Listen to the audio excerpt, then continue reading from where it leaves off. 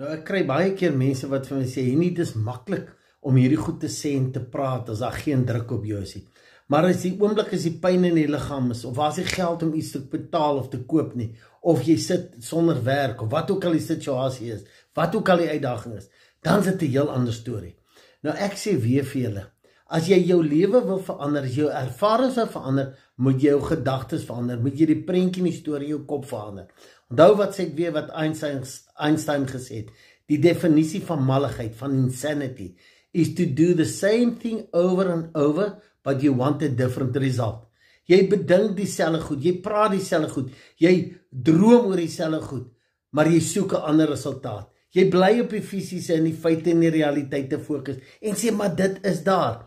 Maar begin in die verbeelding gaan. En dis hoekom ek gaan nou in die volgende paar dae net na so 'n paar beperkings kyk, wat ons uit hierdie geloofsoomblikke hou.